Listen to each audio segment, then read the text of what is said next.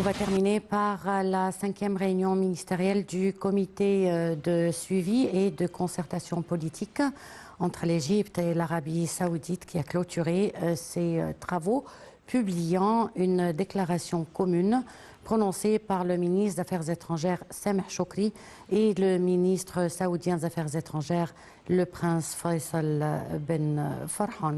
Les détails avec Sally Hamed et Perihan Farou. Et sur ce, je vous quitte et je vous dis donc à demain avec une nouvelle édition de Direct et un nouveau collègue. Au revoir.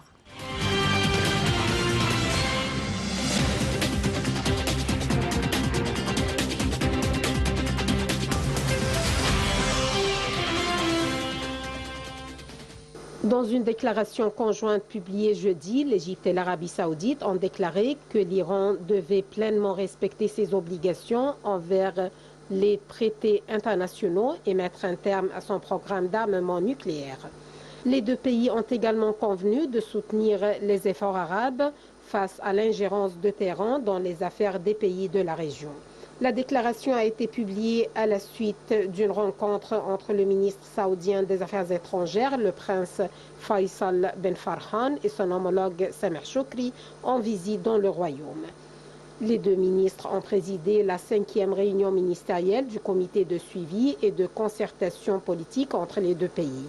Le Royaume a félicité l'Égypte pour son organisation de la COP27 en novembre, ajoutant que le succès de cet événement démontre la capacité de l'Égypte à promouvoir des idées nouvelles sur la scène internationale. Les deux parties ont également salué les efforts conjoints déployés pour organiser la 2e édition du sommet de l'initiative verte du Moyen-Orient dans la ville balnéaire de Sharm el-Cheikh, coprésidée par l'Arabie saoudite et l'Égypte. Le communiqué a aussi réaffirmé l'importance de la sécurité du monde arabe indivisible, soulignant la nécessité de continuer à coordonner leurs efforts pour soutenir les pays de la région. Le Royaume et l'Égypte ont également souligné l'importance de parvenir à une solution juste et globale à la question palestinienne, avec la création d'un État palestinien indépendant et souverain, convenant d'intensifier la coordination régionale et internationale à ce sujet. Les deux ministres se sont félicités du consensus atteint par les différentes parties concernant la phase de transition au Soudan et la signature d'un accord cadre.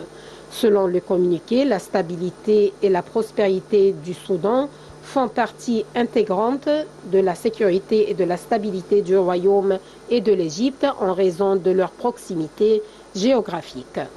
Riyad et Le Caire sont convenus de renforcer l'Agence internationale de l'énergie atomique et d'encourager la non-prolifération nucléaire au Moyen-Orient.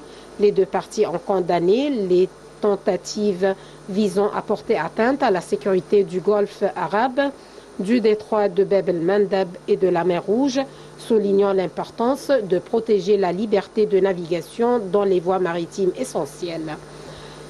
L'Arabie saoudite et l'Égypte ont réitéré leur soutien aux efforts de l'ONU pour prolonger la trêve au Yémen en vue de parvenir à une solution politique globale à la guerre civile.